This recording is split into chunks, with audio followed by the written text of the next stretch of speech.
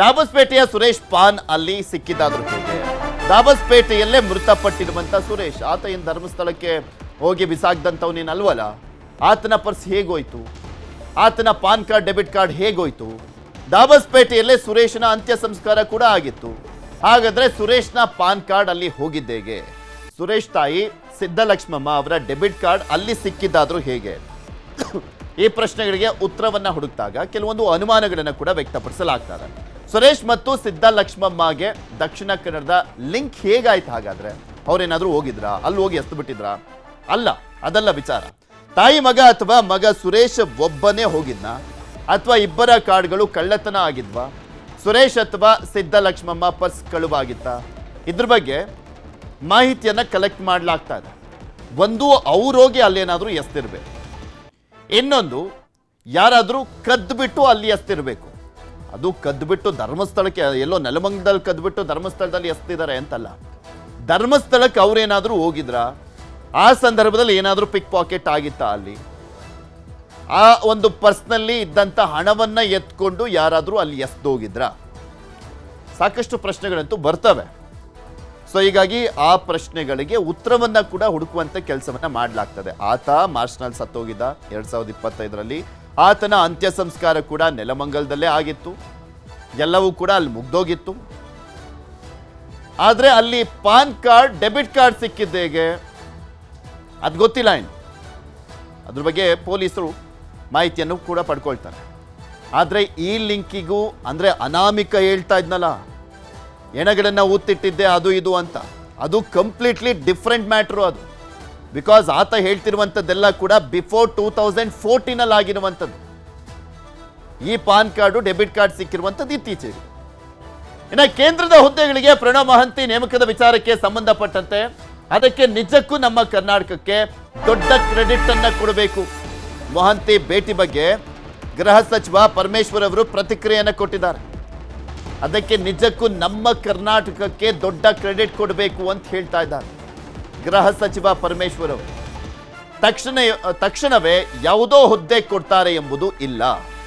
ತತ್ಕ್ಷಣಕ್ಕೆ ಯಾವುದೋ ಹುದ್ದೆಯನ್ನು ಕೊಡ್ತಾರೆ ಅನ್ನುವಂಥದ್ದಿಲ್ಲ. ಅವರು ಅದನ್ನ ತಿಳಿಸ್ಲಿಕ್ಕೆ ನನ್ನ ಬಳಿ ಬಂದಿದ್ರು. ಧರ್ಮಸ್ಥಳದ SIT ಮುಖ್ಯಸ್ಥ ಮೊಹಂತಿ ಭೇಟಿ ಬಗ್ಗೆ ಪ್ರತಿಕ್ರಿಯೆಯನ್ನ ಕೊಟ್ಟಿದ್ದಾರೆ ಗೃಹ ಸಚಿವ ಪರಮೇಶ್ವರ್ ಅವರು. ಅವರು ಕೇಂದ್ರದ ಹುದ್ದೆಗೆ ಆಯ್ಕೆ ಆಗಿರುವಂಥ ಹಿನ್ನೆಲೆಯಲ್ಲಿ ಹೋಗ್ಬಿಡ್ತಾರೇನೋ ಅನ್ನುವಂಥ ಪ್ರಶ್ನೆಗಳು ಇದ್ದಾವೆ. One of the strict officer, ಖಡಕ್ ಆಫೀಸರ್. ಅದೇ ಇನ್ವೆಸ್ಟಿಗೇಷನ್ ವಿಚಾರದಲ್ಲೂ ಕೂಡ ಅಷ್ಟೇ. ಅವರ ಅಕ್ಯುರೆಸಿ ಆಗಿರ್ಬೋದು, ಅವರ ಇನ್ವೆಸ್ಟಿಗೇಷನ್ ಎಲ್ಲವೂ ಕೂಡ ಆಲ್ಮೋಸ್ಟ್ ಒಂದು ಲಾಜಿಕಲ್ ಎಂಡಿಗೆ ತೆಗೆದುಕೊಂಡು ಹೋಗ್ತಾ ಇದ್ದಂಥ ರೀತಿ. ಸೊ ಅದೆಲ್ಲವೂ ಕೂಡ ಪ್ರಣವ್ ಮಹಂತಿ ಅವರು ಎಷ್ಟು ಮಟ್ಟಿಗೆ ಖಡಕ್ ಆಗಿದ್ರು ಅನ್ನುವಂಥದ್ದಕ್ಕೆ ಎಕ್ಸಾಂಪಲ್ ಆಗಿತ್ತು. ಅವರನ್ನ ಇದಕ್ಕೆ ನೇಮಕ ಮಾಡಿದಂಥ ಸಂದರ್ಭದಲ್ಲಿ ಸಹಜವಾಗಿಯೇ ಒಂದು ಲಾಜಿಕಲ್ ಎಂಡ್ಗೆ ಹೋಗ್ಬೋದು ಅನ್ನುವಂಥ ನಿರೀಕ್ಷೆ ಇತ್ತು. ಪ್ರಣವ್ ಮಹಂತಿ ಅವರು ಒಂದು ಸಾಮಾನ್ಯವಾಗಿ ಎಂಪ್ಯಾನಲ್ಮೆಂಟ್ ಮಾಡುವಾಗ ಸೀನಿಯಾರಿಟಿ, ಅವರ ಬ್ಯಾಕ್ಗ್ರೌಂಡು, ಅವರಿಗೆ ಅವರ ಕೆಪಾಸಿಟಿ, ಅವರು ಎಲ್ಲೆಲ್ಲಿ ಕೆಲಸ ಮಾಡಿದ್ರು, ಇದೆಲ್ಲವನ್ನು ಕನ್ಸಿಡರ್ ಮಾಡಿ ಇಡೀ ದೇಶದ IPS ಆಫೀಸರ್ಸ್ಗಳನ್ನು ಎಂಪ್ಯಾನಲ್ಮೆಂಟ್ ಮಾಡ್ತಾರೆ. ಅವರಲ್ಲಿ ಕೇಂದ್ರದ ಹುದ್ದೆಗಳಿಗೆ ಆರಿಸ್ಕೊಳ್ತಾರೆ. ನಮ್ಮ ರಾಜ್ಯದಿಂದ ಮೊಹಂತಿ ಅವರು ಅಲ್ಲಿ ಆಗಿರ್ತಕ್ಕಂಥದ್ದು ನಿಜಕ್ಕೂ ನಮಗೆ ಭಾಳ ಒಂದು ರೀತಿಯಲ್ಲಿ ಕ್ರೆಡಿಟು ಕರ್ನಾಟಕಕ್ಕೆ. ಈಗ ತಕ್ಷಣವೇ ಯಾವುದೋ ಹುದ್ದೆ ಕೊಡ್ತಾರೆ ಅಂತಕ್ಕಂಥದ್ದು ಏನೂ ಇಲ್ಲ. ಹಾಗಾಗಿ ಅವರು ಅದನ್ನು ತಿಳಿಸೋದಕ್ಕೆ ಬಂದಿದ್ರು. ಅವರು ಹೊರಗಡೆ ಹೋಗೋ ಪ್ರಶ್ನೆ ಎಲ್ಲಿ ಬಂದಿದೆ? ಈಗ ನಾವು ಸರ್ಕಾರದಲ್ಲಿ ಏನಾದರೂ ನಾವು ಅವ್ರು ಕರೆದಿದ್ದಾರೆ, ನಾವು ಕಳಿಸ್ತಾ ಇದ್ದೀವಿ ಅಂತ ಆ ಪ್ರಾಸೆಸ್ ಆಗಿಲ್ಲ. ಈಗ ಕೇಂದ್ರ ಸರ್ಕಾರ ನಮಗೆ ಬರೀಬೇಕು, ಮೊಹಂತಿ ಅವ್ರನ್ನ ನಾವು ಇಂಥ ಜಾಗಕ್ಕೆ ನೇಮಕ ಮಾಡ್ತಾ ಇದ್ದೀವಿ, ಕಳಿಸ್ಕೊಡಿ ಅಂತ ನಮಗೆ ಬರೀಬೇಕು. ನಾವು ಕಳಿಸೋದು ಬಿಡೋದು ನಮ್ಮದು, ಕಳಿಸ್ತೇವೋ ಬಿಡ್ತೇವೋ. ಬಟ್ ಅವ್ರು ಬರದೇ ಇಲ್ಲಲ್ಲ. It is only an empanelment. ಅದಕ್ಕೇನೆ ಬೊಬ್ಬೆ ಹೊಡೆದ್ರೆ ಲಿಸ್ಟ್ ಆಗಿದೆ. ಅವರು is eligible for a post in central government ಅಷ್ಟೇ. ಇನ್ನು ಧರ್ಮಸ್ಥಳ ಕುರಿತು SIT ತನಿಖೆ ಮಾಡ್ತಾ ಇದೆ. ಅವರು ವರದಿ ಕೊಡುವ ತನಕ ಏನನ್ನೂ ಕೂಡ ಮಾತನಾಡಲ್ಲ, ಅವರ ಜೊತೆ ಆಗ್ಲಿ ಇಲ್ಲೇ ಆಗ್ಲಿ ಮಾತನಾಡಲ್ಲ ಅಂತ ಪರಮೇಶ್ವರ್ ಅವರು ಹೇಳಿದ್ದಾರೆ. ಧರ್ಮಸ್ಥಳ ಕುರಿತು ವಿಚಾರಕ್ಕೆ ಸಂಬಂಧಪಟ್ಟಂತೆ ಹೇಳಿರುವಂಥದ್ದು, ಅವರು ವರದಿ ಕೊಡುವ ತನಕ ಏನನ್ನೂ ಕೂಡ ಮಾತನಾಡಲ್ಲ ಅಂತ ಹೇಳಿದ್ದಾರೆ. ಸದ್ಯ ಒಳ್ಳೆ ನಿರ್ಧಾರ ಮಾಡಿದ್ದಾರೆ. ಅವ್ರ ಜೊತೆ ಆಗಲಿ ಇಲ್ಲೇ ಆಗಲಿ ಏನನ್ನೂ ಕೂಡ ಮಾತನಾಡಲ್ಲ ಅಂತ. ಈ ಹಿಂದೆ ಎಲ್ಲ ಕೆಲವೊಂದು ಸ್ಟೇಟ್ಮೆಂಟ್ಗಳನ್ನು ಕೊಟ್ಟು ಪರಮೇಶ್ವರ್ ಅವರು ಎಷ್ಟೆಷ್ಟೆಲ್ಲ ಎಡವಟ್ಟನ್ನು ಮಾಡ್ಕೊಂಡ್ಬಿಟ್ಟಿದ್ರು. ಸದ್ಯ ಈ ಪ್ರಕರಣದಲ್ಲಿ ಅದನ್ನು ನಾನು ಮಾಡಲ್ಲ ಅಂತ ಹೇಳ್ಬಿಟ್ಟಿದ್ದಾರೆ.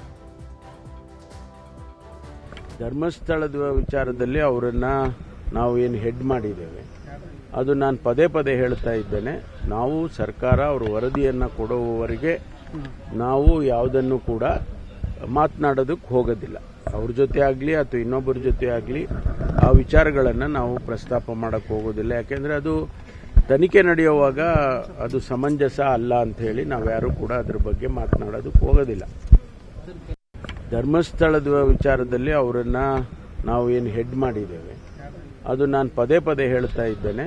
ನಾವು ಸರ್ಕಾರ ಅವರು ವರದಿಯನ್ನು ಕೊಡುವವರೆಗೆ ನಾವು ಯಾವುದನ್ನು ಕೂಡ ಮಾತನಾಡೋದಕ್ಕೆ ಹೋಗೋದಿಲ್ಲ.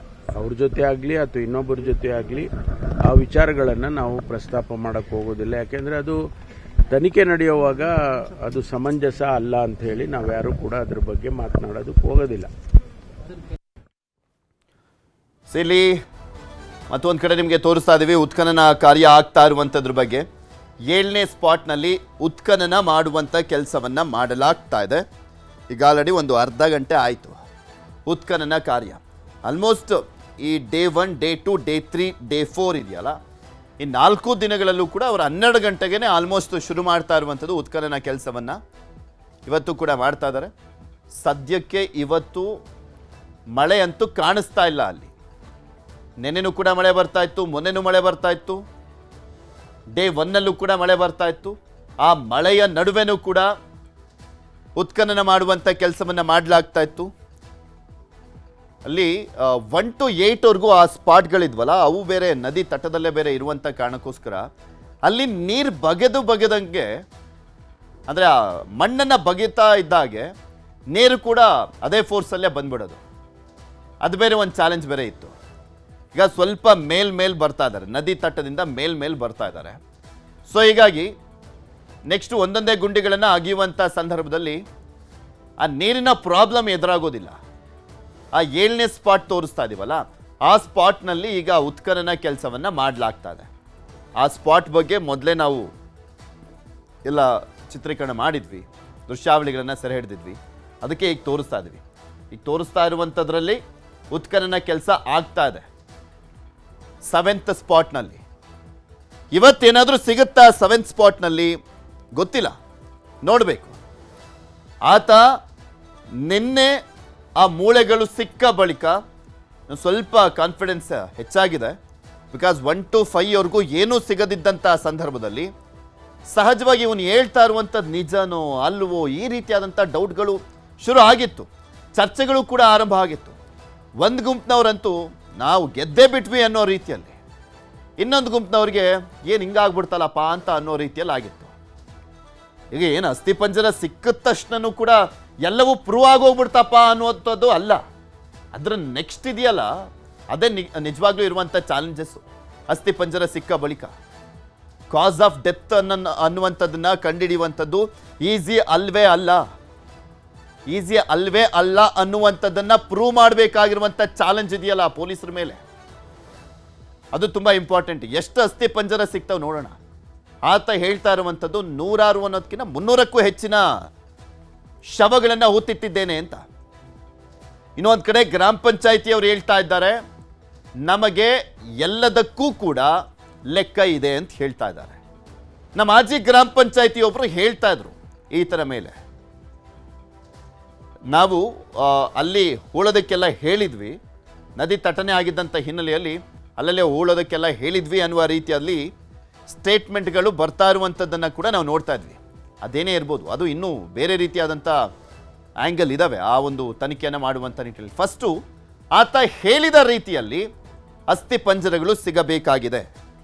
ಇನ್ನು ಸಿಕ್ಕಿರುವಂಥದ್ದು ನಮಗೆ ಒಂದು 12 ಮೂಳೆಗಳು ಅಷ್ಟೇ. ಕಂಪ್ಲೀಟ್ ಬಾಡಿನೂ ಕೂಡ ಸಿಕ್ಕಿಲ್ಲ ಅಲ್ಲಿ.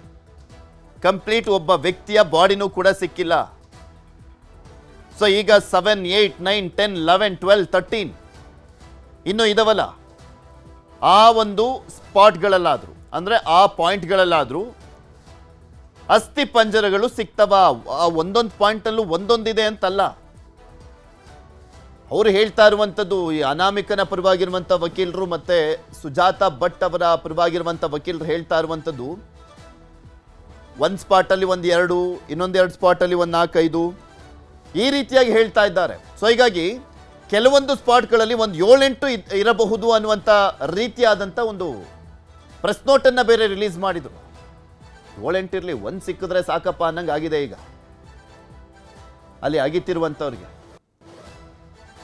ಮಾನವ ಶಕ್ತಿಯನ್ನ ಬಳಸ್ಕೊಂಡೇ ಅಗಿಯುವಂಥ ಕೆಲಸವನ್ನ ಮಾಡಲಾಗ್ತಾ ಇದೆ. ಹಿಟಾಚಿ ಕೂಡ ಹೋಗಿದೆ,